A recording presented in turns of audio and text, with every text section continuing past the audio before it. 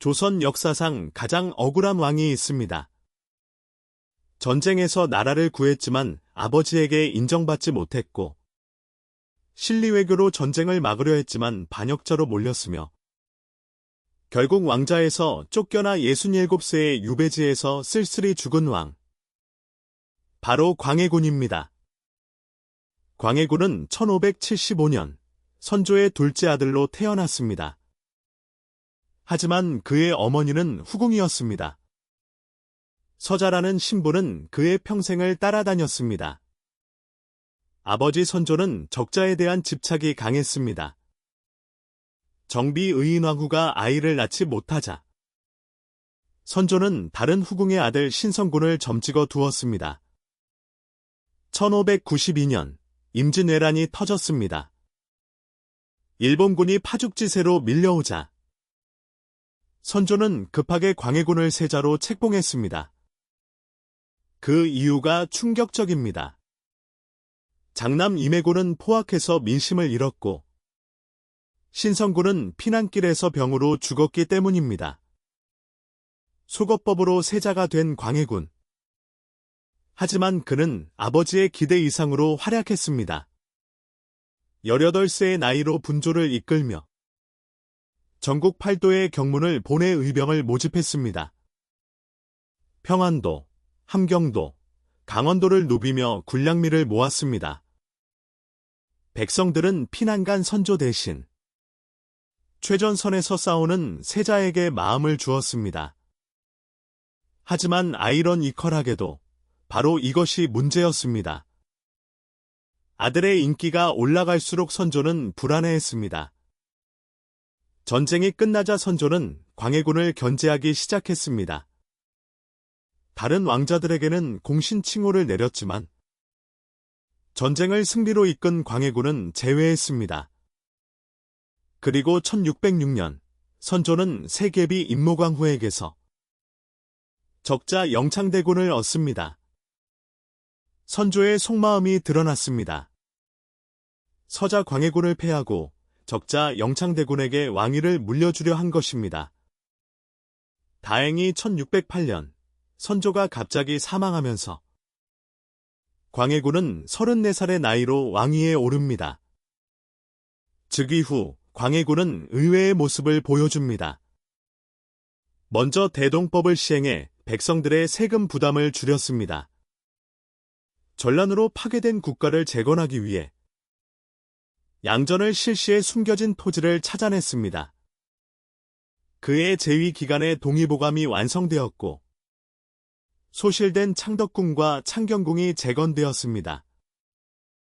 하지만 광해군의 가장 큰 업적은 따로 있습니다. 바로 중리배교입니다. 1618년 만주에서 후금이 일어났습니다. 누르하치가 이끄는 후금은 명나라를 위협했고 명나라는 조선의 파병을 요구했습니다. 조정 대신들은 모두 파병을 찬성했습니다. 임진왜란 때 명나라가 도와줬으니 우리도 도와야 한다는 논리였습니다. 하지만 광해군은 홀로 반대했습니다. 그는 조선의 국력으로 명과 후금 사이에서 어느 편을 들어도 망한다는 것을 알았습니다. 결국 압박에 못 이겨 강옥립의 군대를 보냈지만 광해군은 비밀 지시를 내렸습니다. 형세를 봐서 항복하라고. 예상대로 조명연합군은 대패했고 강옥립은 후금에 항복하며 광해군의 밀서를 전달했습니다. 조선은 본이 아닌 출병이었다고. 이 외교로 조선은 후금의 보복을 피할 수 있었습니다. 그러나 신하들은 격렬히 반발했습니다. 명나라를 배신한 것이라며 광해군을 맹비난했습니다. 숙명배금, 명을 높이고 금을 배척하라는 논리였습니다. 광해군과 신료들의 갈등은 점점 심해졌습니다. 국정은 마비되고 광해군은 화병이 생겼습니다. 그리고 1623년 3월 인조반정이 일어납니다. 반정의 명분은 무엇이었을까요?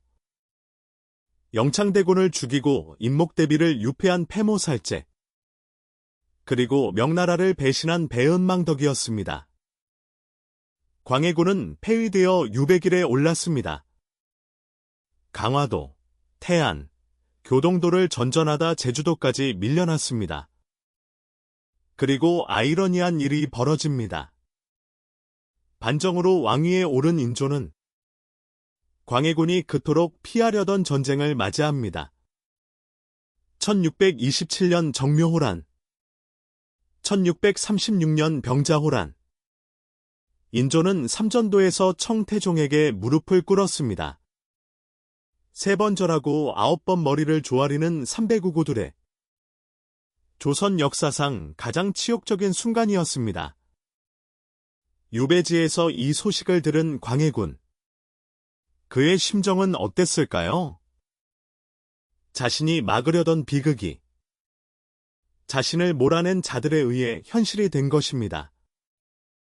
광해군은 1641년 제주도에서 67세로 생을 마감합니다. 왕으로 폐위된 후 19년을 유배지에서 살았습니다. 그의 시신은 경기도 남양주에 초라하게 묻혔습니다. 왕릉이 아닌 평범한 무덤에 광해군은 폭군이었을까요? 형군이었을까요? 분명히 그는 잔혹한 면이 있었습니다. 친형 임해군을 죽였고 이복동생 영창대군도 죽였습니다. 계모 임목대비를 서궁에 유폐했습니다. 하지만 그가 추구한 실리외교는 결국 인조반정 세력이 틀렸음을 증명했습니다. 역사에 만약은 없지만 광해군의 중리배교가 계속되었다면 병자호란의 치욕은 없었을지도 모릅니다. 어쩌면 광해군은 시대를 너무 앞서간 왕이었는지도 모릅니다. 오늘 역사탐험대와 함께 광해군의 이야기를 나눴습니다. 좋아요와 구독, 알림 설정으로 다음 이야기도 함께 해주세요.